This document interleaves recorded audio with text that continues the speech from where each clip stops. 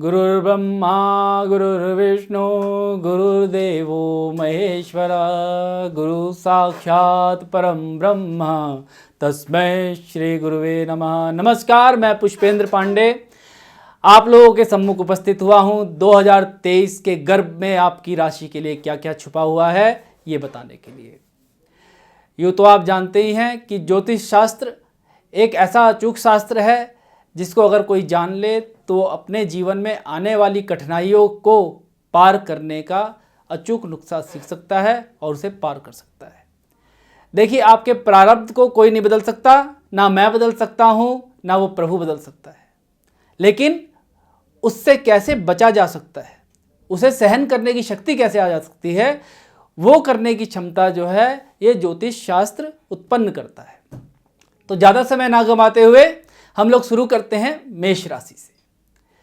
मेष राशि के जितने भी जातक हैं उनके लिए जनवरी से लेकर के अप्रैल तक का महीना अत्यंत शुभ है।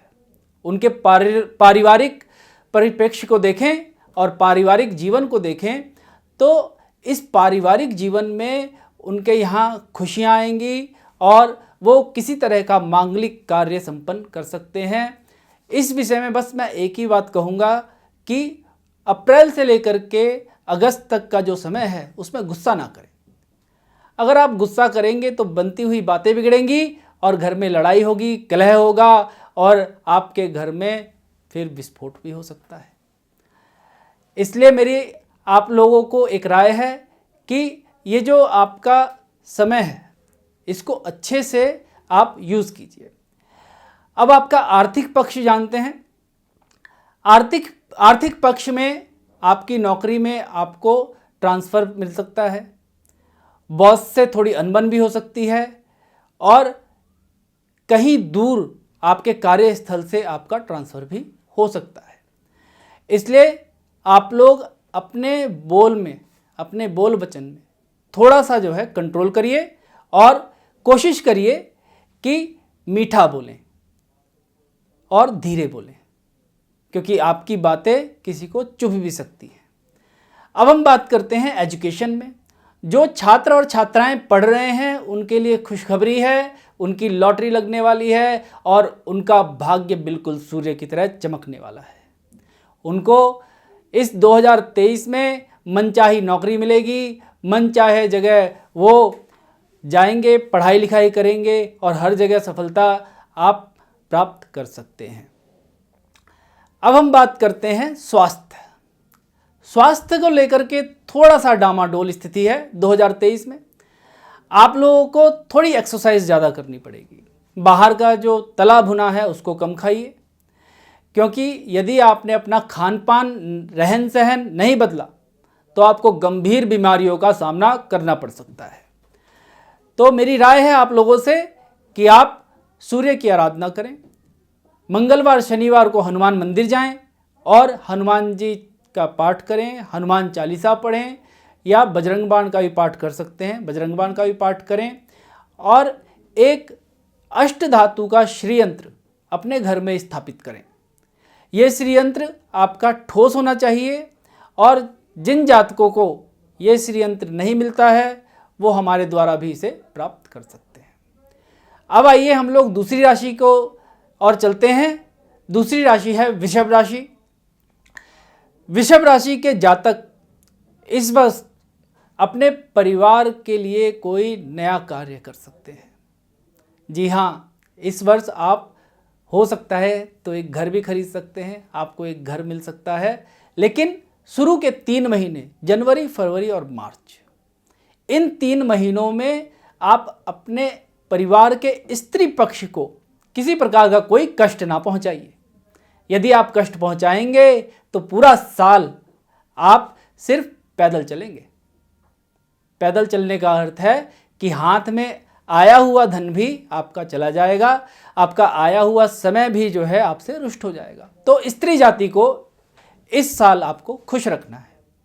आपकी माँ है, आपकी बहन है, आपकी पत्नी है, आपकी मौसी है, आपकी चाची है, आपकी काकी है, आपकी दादी है, जो भी हैं, इनके लिए कोई गिफ्ट लीजिए, इनको मिठाई दीजिए और इनको जो पसंद है वो वस्तु ला करके दीजिए। देखिए प्रकृति आपको कैसे रिटर्न वापस करती है।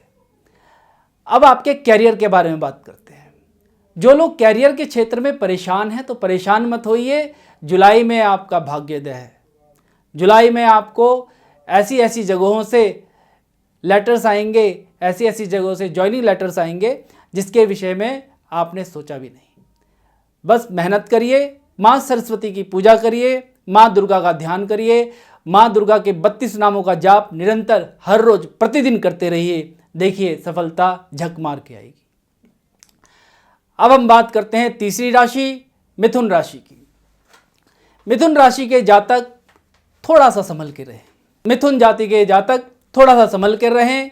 उनके स्वास्थ्य और उनकी आर्थिक स्थिति इस साल थोड़ी सी डगमगाएगी, लेकिन आप लोग थोड़ा धैर्य रखिए और थोड़ा दिमाग से काम करिए।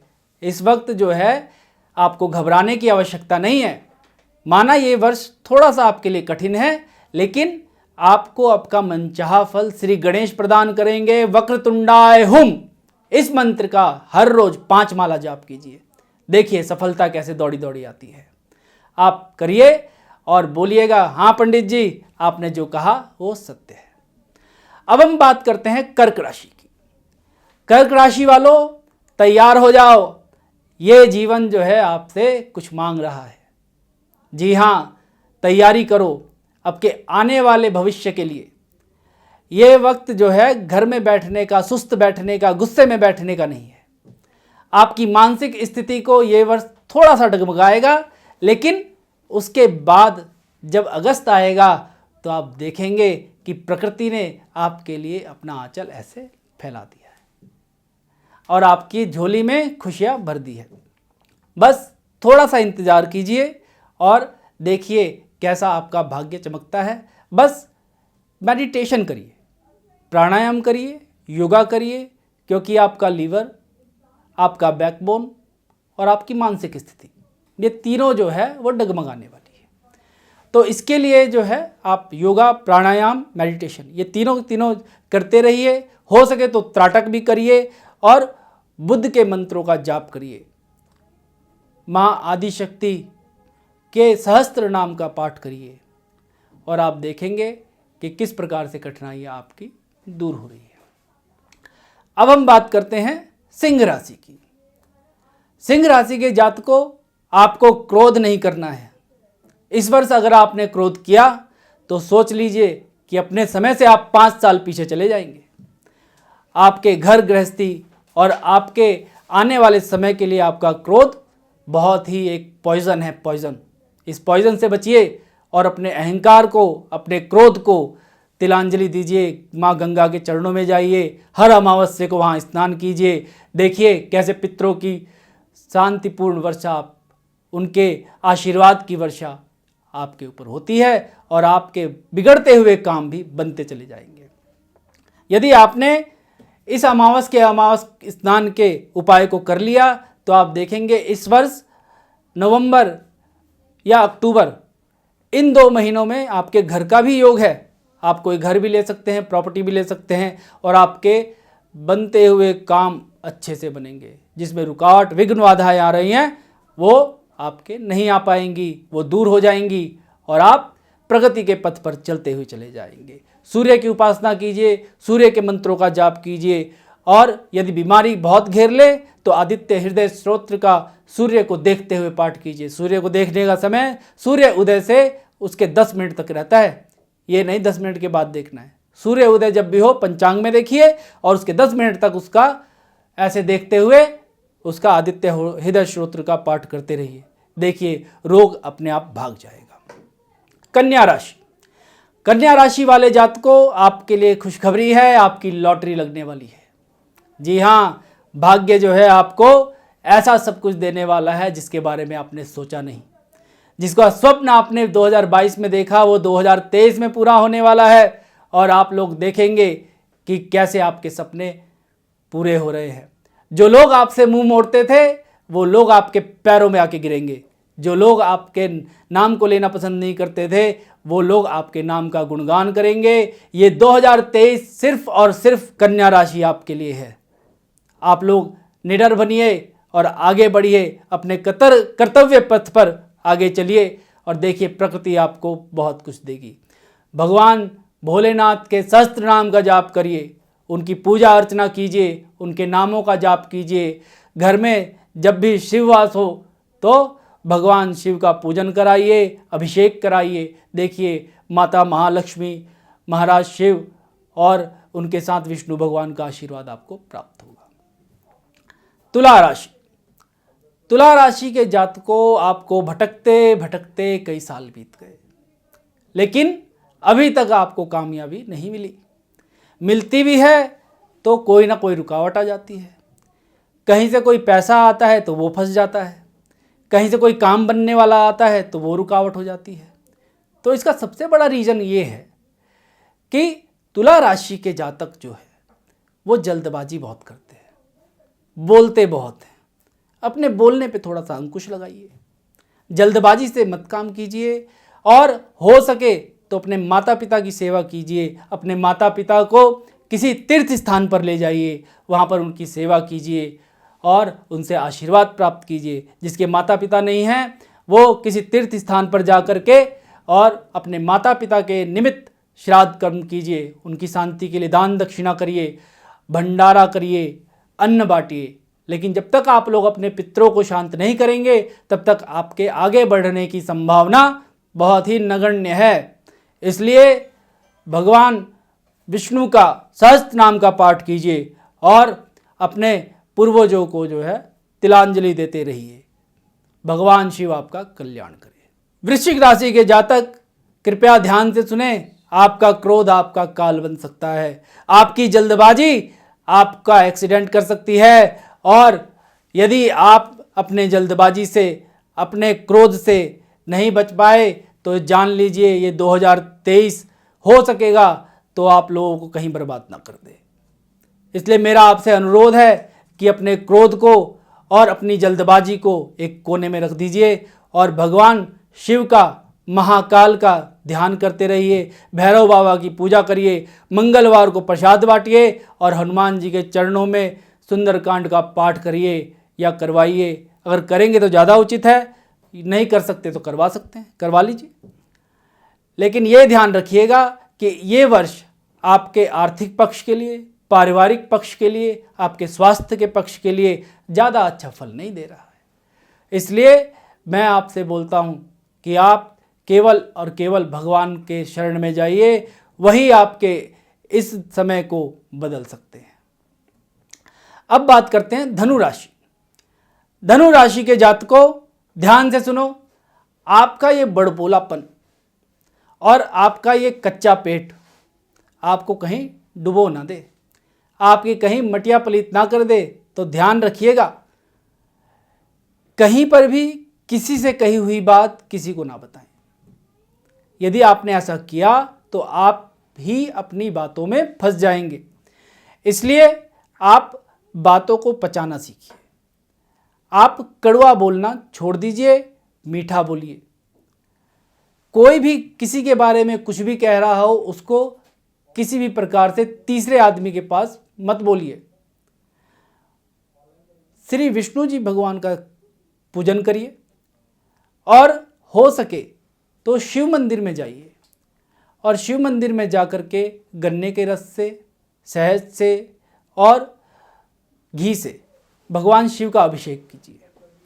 इससे आपके धन में जो रुकावट आ रही है वो दूर होगी और हो सके तो श्री सूक्तम और कनक धारा का पाठ निरंतर अपने घर में करिए और अपने घर में आप महादेव के सहस्त्र नाम का पाठ भी करवा सकते हैं। अब आते हैं मकर राशि।